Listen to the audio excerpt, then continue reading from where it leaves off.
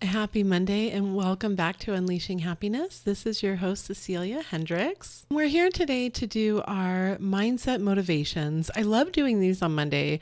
It's like the perfect way to start the week. And I have to tell you, it actually helps me out quite a bit as well. There is definitely a period of time for myself that I really need to make sure that I'm reflecting on the beliefs that I have and the ways that I want to treat myself. And sometimes I definitely act in ways that are in opposition of the way that I want to not only treat myself, but kind of working towards the goals that I have in life and the way that I want to feel when I go to bed at night. And so I find this series so wonderful also for myself, where it's like really connecting me back to my roots, my belief systems, my understanding of how things work. And it truly does connect me to kind of the ways that I think things work. I firmly believe in mindset, but I also think that there's another level to the mindset, and that is like the actions and the habits that you take. In starting your week off with some motivation to really remind you and on what you want to pay attention to for the week is just a really fantastic way to start. And I kind of look at Mondays as like a refresh. It's a great way for you to decide the things that you want to focus on this week. What are the goals that you have for yourself this week? What are the habits that you're working on? So I find this to just be a really nice way to get my week started, and hopefully you're finding the same. So today I'm going to read parts from one of my favorite books. It's Awakened Imagination in the Search, which is from Neville Goddard. He actually wrote this in 1954. So I'm kicking off by reading from the first chapter. I'm a little bit further down into the chapter, but I will kick off by doing the reading, and then I'll kind of go back and talk about my views on it and the way that I incorporate this into my own life. Let the weak man say, I am strong. Reasonably, this is impossible. Only awakened imagination can enter into and partake of the nature of its opposite. And I want to stop here to start, because if you think about it, let the weak man say I'm strong. It's the same thing as becoming who you actually want to be before you see it in your life. When you're looking to establish yourself and your identity in the state that you're in as something other than you are, you become that person first. And a lot of times that doesn't make any sense. If I feel that I am weak, how can I be strong? And there's the difference. You have to feel that you are strong, even if currently you're weak, which means that the external forces that you have right now, the conditions that you have right now, are the ones that you essentially, it's not really a denial, because this is not some sort of like crazy delusion where you're just saying, no, it's not like that. No, it's not like that. Because remember, the more that you actually deny something, the more you're just establishing that it's actually there. And you can say with your words, well, I'm not denying it. I'm, just kind of focusing on something opposite. But you really have to become very honest with your own feelings, get really down into the deep core of kind of how you view things, the ways that you're paying attention, and the feelings that you're giving a certain event or like a certain external type of condition, because that feeling is going to be what you're seeing repeated throughout your life. It's your perception. It's what is attracted to you. It's what you assume, regardless of the beliefs that you hold. The more that you start to pay attention to this, I firmly believe that when you're truly honest with yourself, you'll start to connect the dots that you are actually getting back in return, what your belief is, where you're focusing, and how you're actually feeling. And sometimes for many people, this does start by kind of echoing something of the opposite until it comes up for you into fruition. And I don't think there's anything wrong with that. I think you have to kind of test what it is that works for you, what it is that changes your own personal beliefs.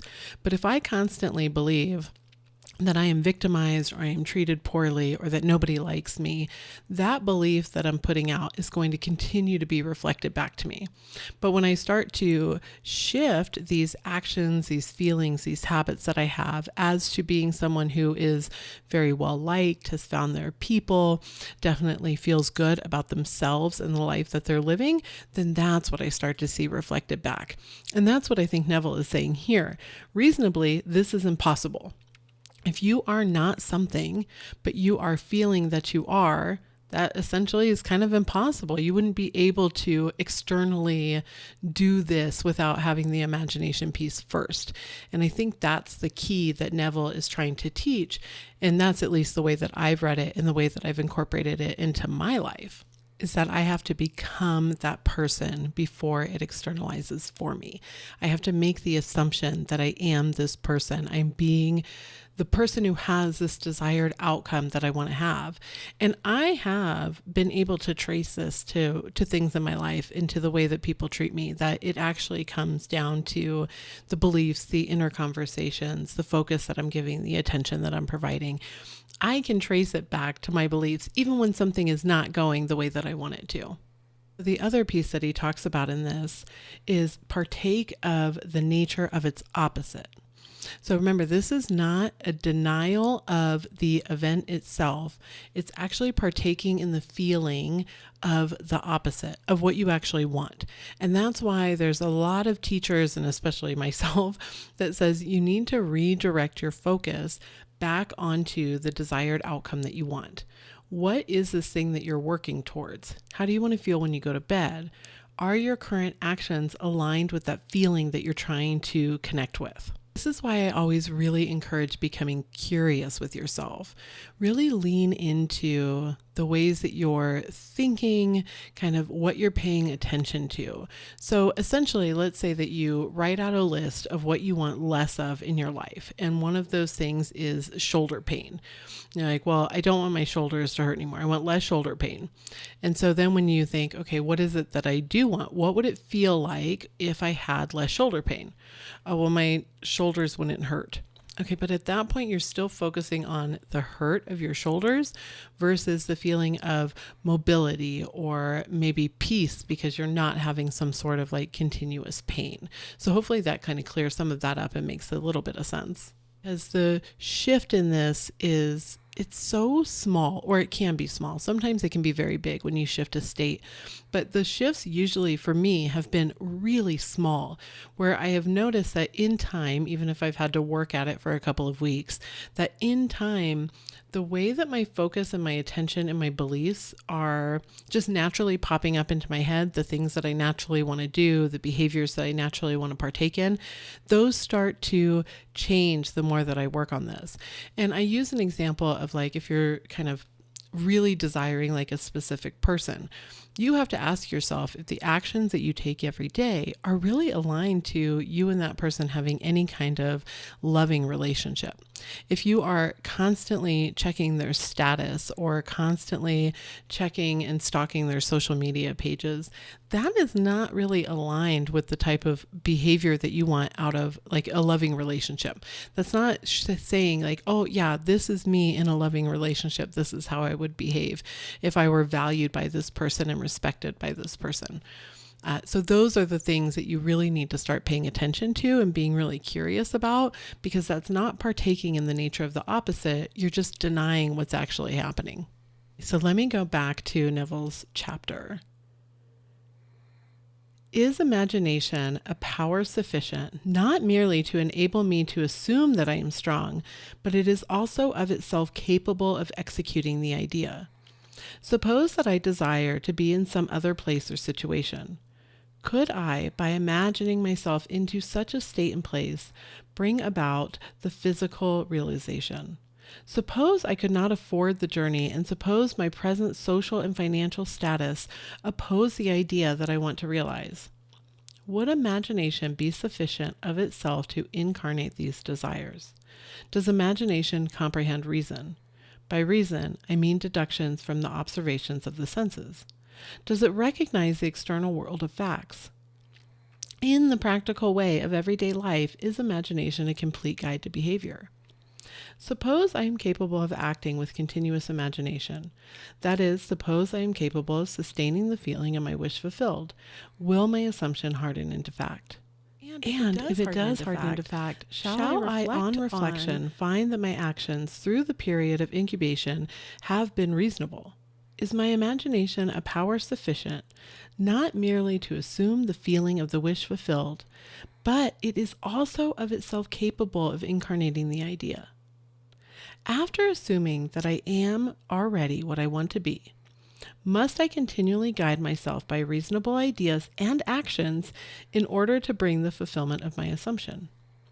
Experience has convinced me that an assumption, although false, if persisted in, will harden into fact, and the continuous imagination is sufficient for all things, and all my reasonable plans and actions will never make up for my lack of continuous imagination. It is not true that the teaching of the Gospels can only be received in terms of faith, and that the Son of God is constantly looking for signs of faith in people. That is, faith in their own imagination. It is not the promise. Believe that ye receive, and ye shall receive. The same as imagine that you are, and you shall be. Was it not an imaginary state in which Moses endured as seeing him who is invisible? Was it not by the power of his own imagination that he endured?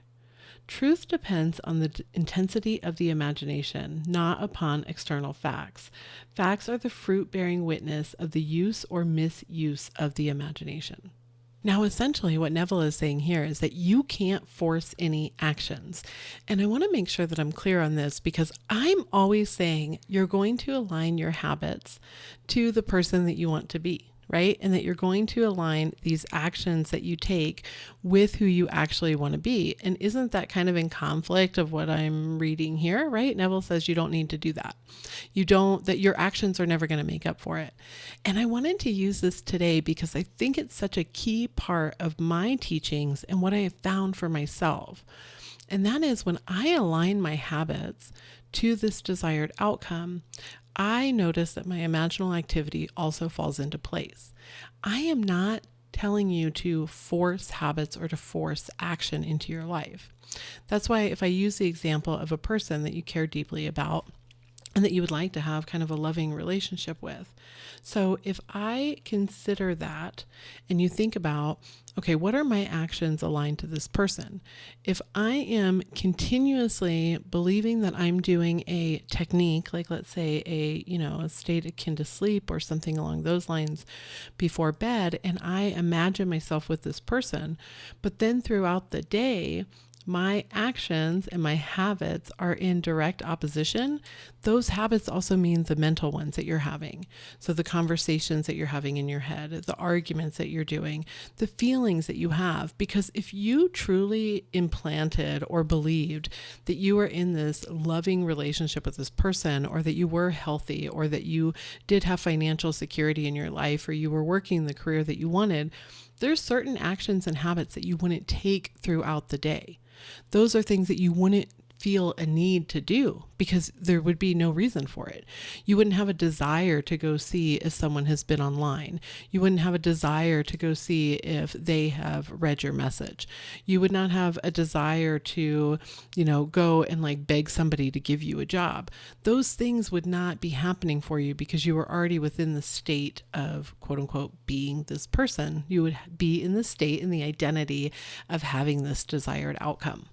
And that's why using your natural desires of what you want to do each day, like the habits that you're kind of naturally falling into, you can use those as key insights into the feeling that you're having. What are you focusing on? Where is your true belief lying? And then you pair that with your imaginal activities, right? I firmly believe the imagination has to come first. Your belief, your assumptions, the way that you feel internally has to come first. But you can do things to help you externally become better internally. You can take better care of yourself. You can start making sure that you're incorporating things for self-love and self-care into your day. You can also start to say, I'm going to pair these and I'm going to stop doing this activity. If you find that you have a natural inclination to wake up and look at somebody's Instagram to see if they've posted something or if they've messaged you, what could you do instead of doing that? So maybe you haven't shifted your state yet, but you are starting to do things to kind of help you refocus on yourself. And I know from experience that this works and that it starts to really externalize for you because you're kind of pairing both of them together.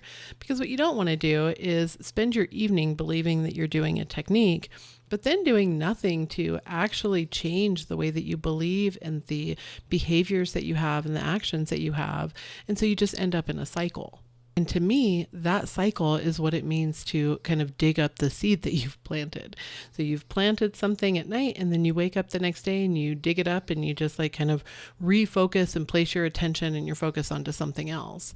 That's in complete opposition of what it is that you actually want, in complete opposition of the seed that you planted the day before. And then also from that same chapter, he goes on to say, every man must become conscious of this inner activity and see the relationship between the inner casual world of imagination and the sensuous outer world of effects.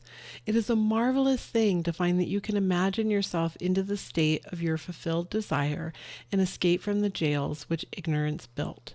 The real man is a magnificent imagination. It is this self that must be awakened.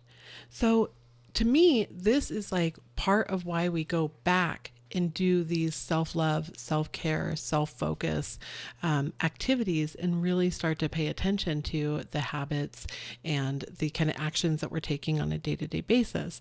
Because at that point, you're teaching yourself how to awaken these imaginal activities, and you're learning in a very natural way how to relax into feelings of gratitude, how to relax into feelings of knowing and into faith. And I get messages and I work with people who say, well, no, I do believe this. I do believe that so-and-so is in love with me, or I do believe that I don't have back pain anymore.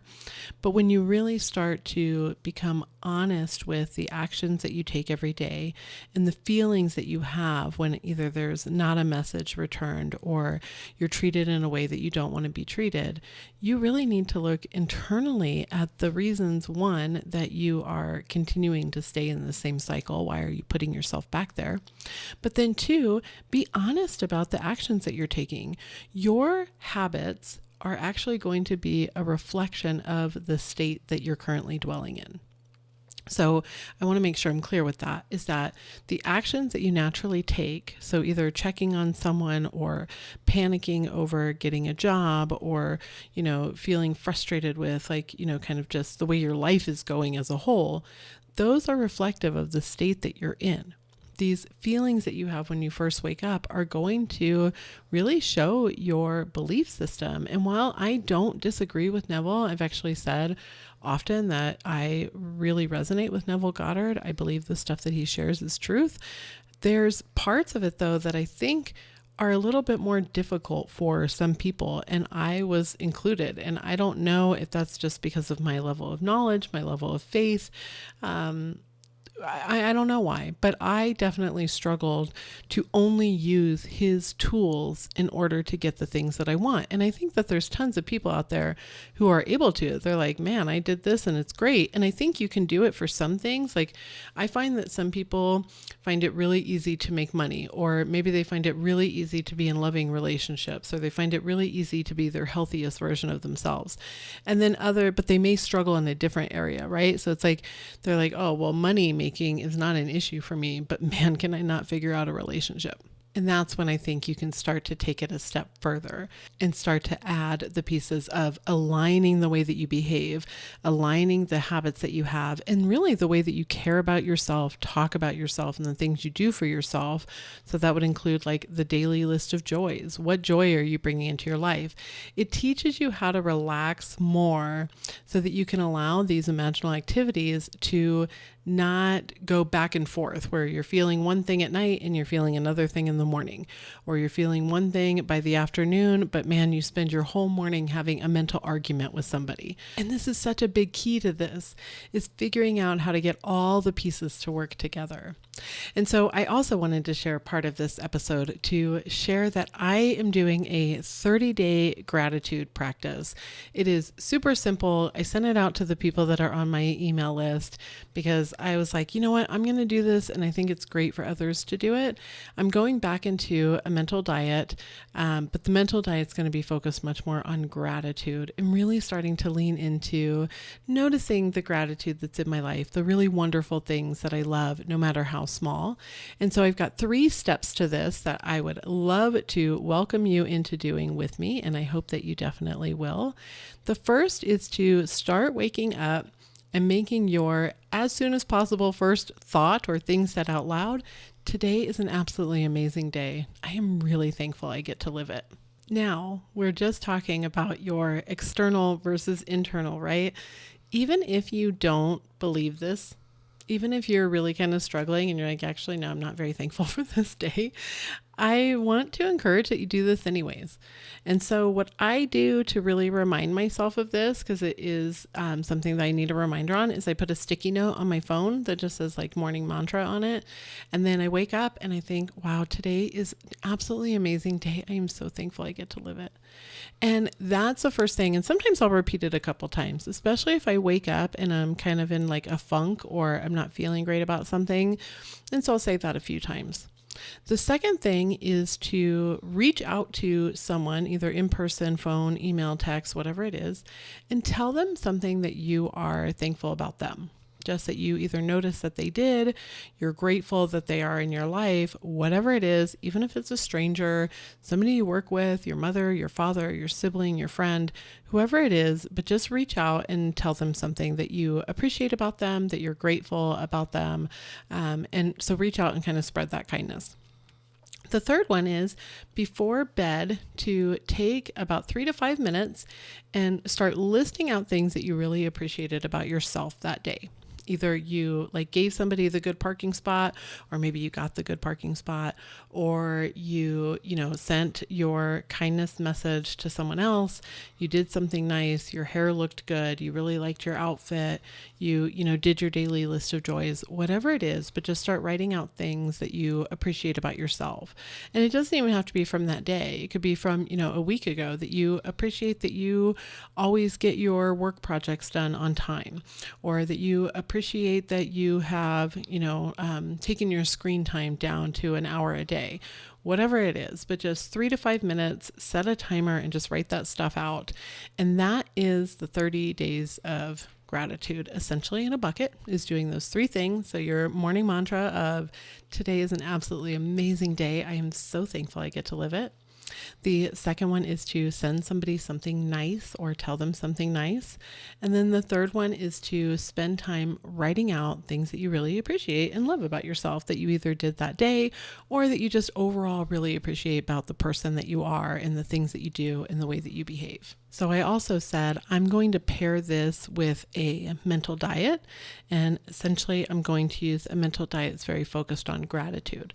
So if I notice myself over the next week, this one I probably won't do for 30 days, but it may extend, but over the next week, really catch myself when I start to go down a path that I don't want to, and just quickly list 3 things that I'm grateful for instead, and start to really work on kind of reshifting my mindset into the things that are good in my life instead of maybe the things that are not going the way that I want them to.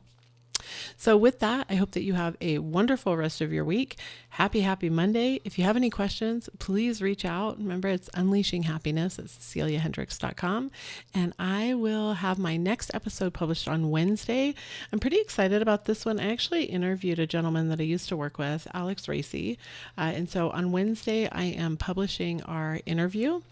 I think he's got some really great information about how you can truly become kind of your best optimized self. So I really enjoyed speaking with him. It was fun. Like I said, we used to work together, and then he has kicked off his own coaching program. And so I interviewed him for the podcast on Wednesday. So have an absolutely beautiful week, and I will see you again soon.